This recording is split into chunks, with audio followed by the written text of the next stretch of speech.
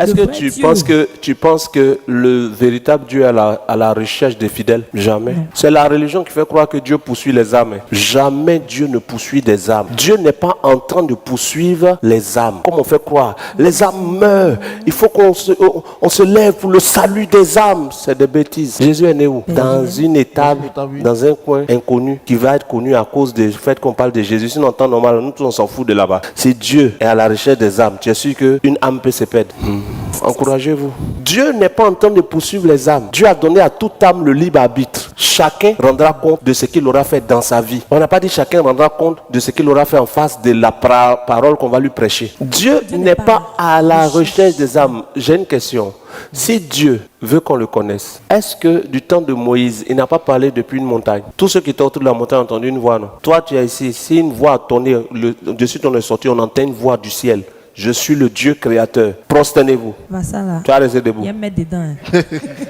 Si Dieu voulait qu'on voit Dieu, on n'allait même pas avoir besoin de dire Dieu existe. Dieu se cache. Dieu se cache. Bien sûr.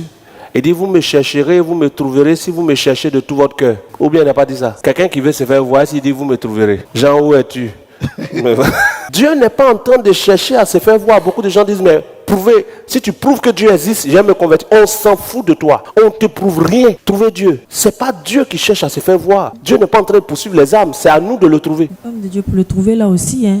Ah, mais c'est ce qu'on dit. Vivre là n'a pas besoin du Saint-Esprit. En d'autres termes, pour vivre la vie sur terre, on n'a pas besoin de Dieu. Maintenant, pour ceux qui ont la grâce de trouver Dieu, voilà pourquoi on parle de grâce. Oui. Donc, si Dieu se ramasse partout, où est la grâce de le connaître? Ouais. Pour nous qui avons la grâce d'avoir connu qui est Dieu, qui avons la grâce même de nous être convertis, c'est extraordinaire. Si c'était donné à tout le monde, ce ne serait plus une grâce. Mais homme de Dieu, si on parle de grâce, pourquoi parler de chercher? Mais attends, je pose une question. Diamant là, quand tu trouves, c'est une grâce ou pas? C'est une grâce. Est-ce que c'est une grâce, tu ne cherches pas? Ah, je cherche. Ah.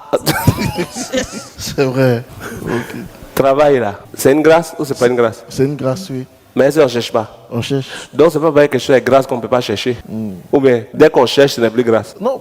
C'est-à-dire que la grâce là, homme de Dieu, comme on dit grâce là, ça. Comment définir la vient... grâce alors? Je demande. Oui. L'argent, c'est une grâce ou pas? C'est une grâce. Est-ce que tu cherches? Homme de Dieu, on cherche, mais des fois ça vient simplement sans qu'on cherche. Tu as déjà, l'argent déjà... On peut te faire un don, homme de Dieu. On peut te faire un don. Celui qui t'a fait le don là, Oui.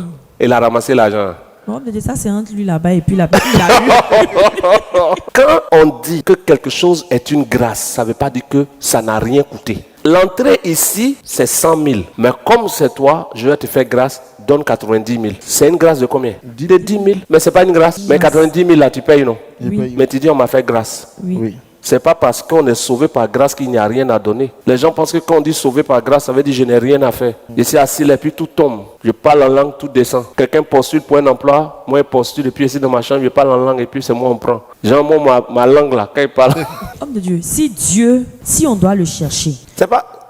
non, en fait le principe c'est pas si on doit le chercher. Il ne demande pas à tout le monde de le chercher. Tu n'es pas obligé de le chercher. Beaucoup de gens vont vivre sans jamais chercher Dieu, vivre leur vie, atteindre leurs objectifs quand ils vont mourir pour aller être jugés. Ils n'obligent personne à le chercher. D'accord.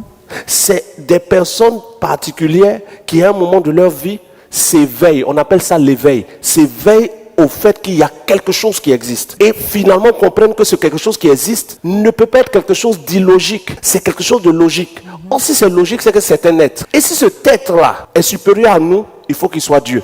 Et puis, on commence à désirer le rencontrer. Ça, on appelle ça l'éveil. Il y a des gens qui ne s'éveillent jamais à ça. Voilà. Pour eux, c'est le hasard qui a tout créé. Voilà. Si Dieu ne veut pas qu'on le cherche, homme de Dieu, je n'ai pas dit qu'il ne veut pas qu'on le cherche. Sauf que ce n'est pas sa priorité d'être cherché. D'être cherché.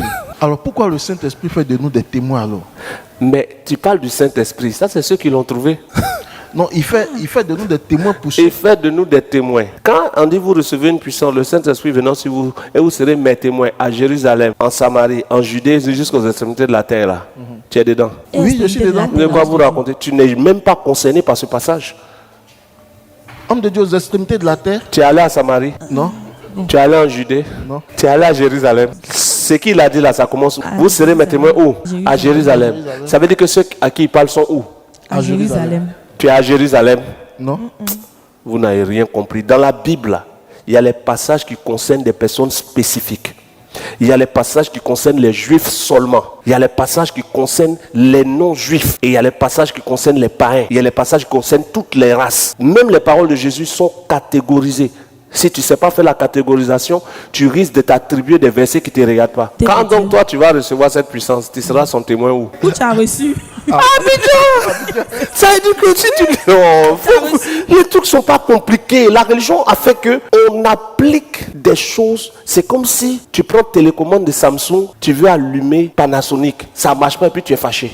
C'est ce qu'on fait là. Quand il disait ça, il s'adressait aux 11 qui étaient avec lui sur la montagne. Il dit, attendez, jusqu'à ce que vous ayez reçu ce que le Père vous a promis. Tu étais là-bas? Non. Pour nous là, quand on parle du Saint-Esprit pour nous là, ça n'a rien à voir avec Acte 1:8. Nous on est concernés par Acte 2, 37 à 39. Les Acte 2, 37 à 39. Après avoir entendu ce discours, ils eurent le cœur vivement touché et il dit à Pierre et aux autres apôtres. Pierre et aux autres hommes frères, que ferons-nous? Pierre- Et Pierre dit, repentez-vous et que chacun de vous soit baptisé pour le pardon de vos péchés et vous recevrez au nom de Jésus et vous recevrez le don du Saint-Esprit.